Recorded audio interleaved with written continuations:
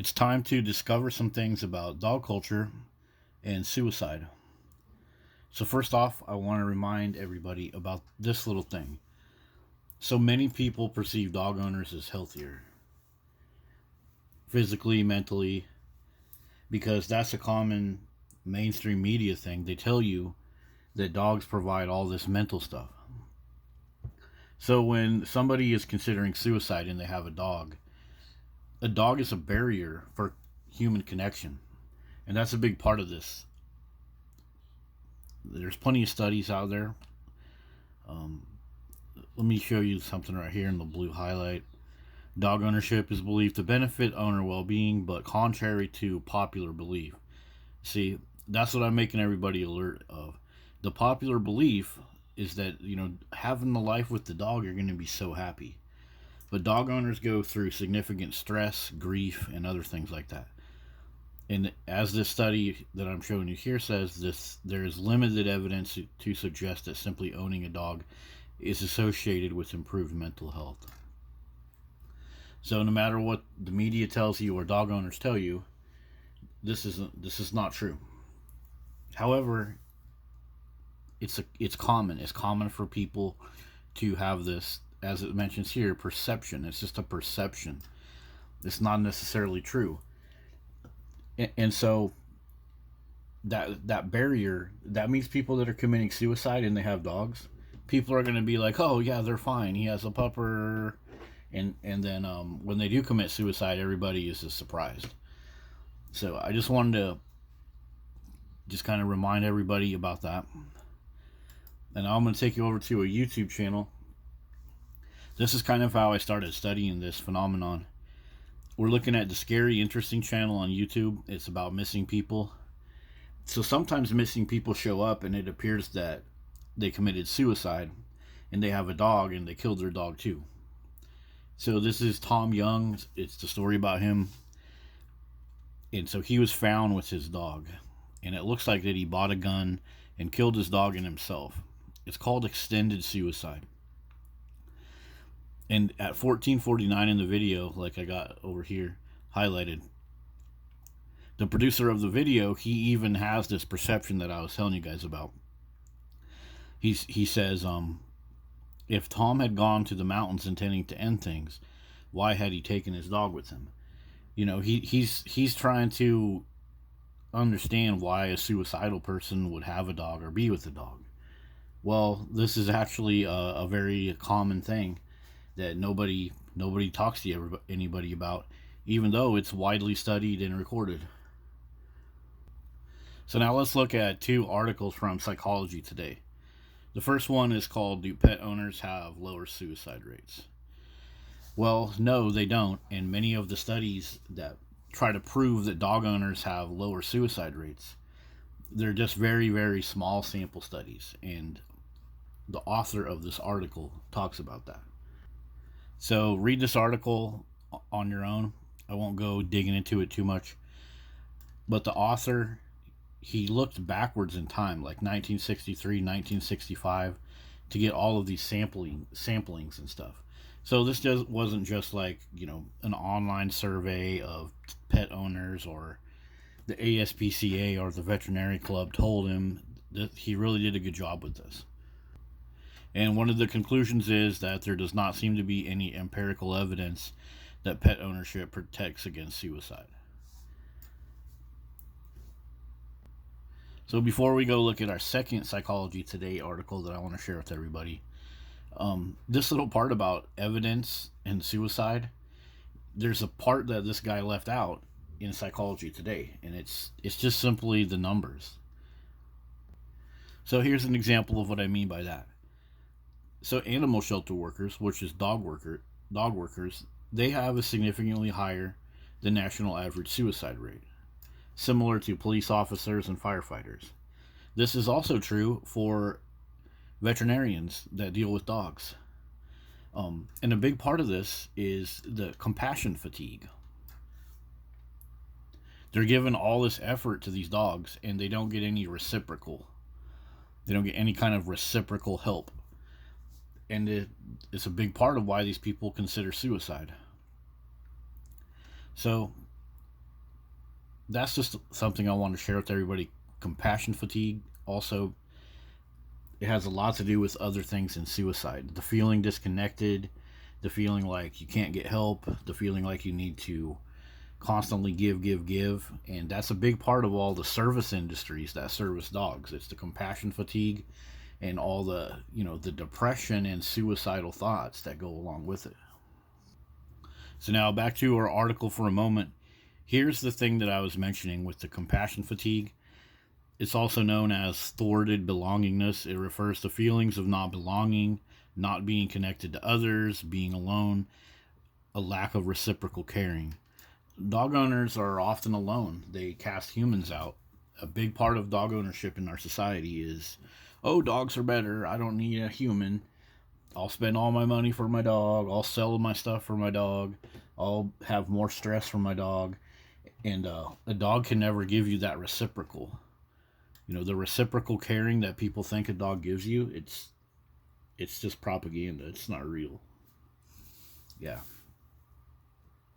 And like I was mentioning about the evidence that the article looks up, they looked at all these studies through history and they couldn't find any evidence that dogs prevent suicide. Well, they really didn't have to do that, because check this out. Let's go to the USA, the United States of America, where we live. And suicide is a major public health concern. It's one of the leading causes of death. Okay. We got our rising rates. We have high risk populations. Our high risk populations also include people that work in service industries that have to deal with dogs.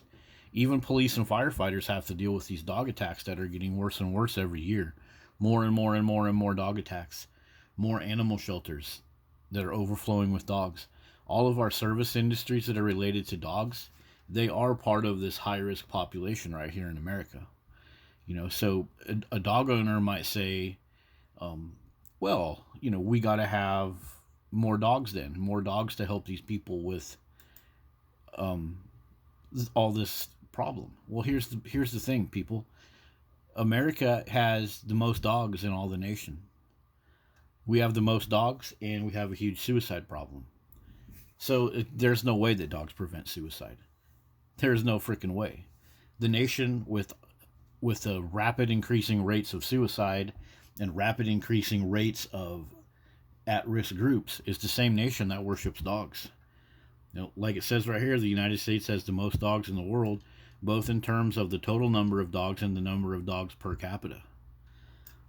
So all of those articles that talk about the amazing health benefits of having a pupper, get down to the shelter today and get yourself a care credit card and forget about those tires on your truck. You can do that later. Yeah, they're just encouraging you to participate in this suicide rate by getting a dog. Now over to our next Psychology Today article. This one is called How Many People Who Die Kill Their Pets First.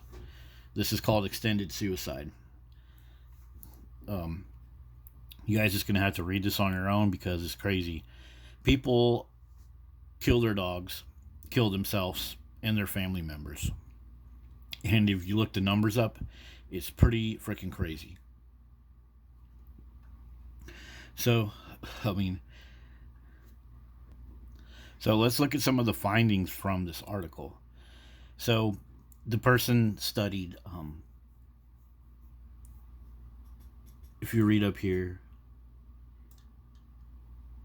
a bunch of different cases of suicide. And you just have to read it, guys. Let me get over here to the statistics. It's all just so crazy. So the numbers. 81 people died in 37 cases. These included 28 men, 33 women, 74 dogs. So the victims in 80% of the cases were murder-suicides. So human victims were family members or long-term partners in 85% of the murder-suicides, a spouse or a girlfriend. And so, like this one, 2 men were killed by their wives, 1 man was killed by a sister, but the pet species in all of these was a dog, except for there's a couple cats, the family cat, as it says right here. Even an Ohio animal protection woman who ran an animal shelter, she killed herself and 32 small dogs by running her car in a closed garage. So much for her dogs helping her. Notice the sex and the age of the perpetrators, the methods, the motives, also failed attempts. Many of the cases had failed attempts. And of course, nobody knew because dogs don't speak, and so they couldn't talk to the dog. And the craziest part about this, read this part, the tip of the iceberg. Each year, 48,000 Americans died by suicide. Only 0.5% are murder suicides. This raises the question, why would 80% of suicides with a pet involve a homicide? So, with the extended suicides where the person kills their dog and they kill themselves, guess what else? Those are the cases where they're also killing family members. Do you understand what that means? Like if a person takes their own life and the presence of the dog is there, those are all the ones where they're killing other people. It's almost like the dog was whispering in their ear to do murders. It's crazy. It's like the dog is a catalyst, first off, for suicide and extended suicide with family members. Yeah. So that's just a look at this article. You guys can read it yourself and make your own judgments. Now, also going to share this with everybody. It's from 2013. This is an extended suicide with a pet analysis and commentary. And this one is filled with stories of basically what I was telling you guys about. So I just keyword searched it for dogs. Pretty long one. But if you do that, you can see many of these stories. Like in Florida, a man killed himself with his 6-year-old daughter and their dog in a minivan through carbon monoxide poisoning. So when these people commit suicide and they have a dog, they're taking other people with them. In Massachusetts, a 61-year-old man has shot and killed his wife and dog and then himself. In Idaho, a 56-year-old man shot and killed his wife with a family pet and himself. In Phoenix, on and on and on. This is like the Egyptians that worship dogs and they thought it was going to give them the afterlife. It's almost like that. These people are killing their dogs and themselves and their family members. And if they commit suicide and they're a dog lover, those are the ones that are killing their family members too. Yeah, guys, dog ownership is absolutely sick, nasty habit that shouldn't be part of our culture at all. I gotta share this one.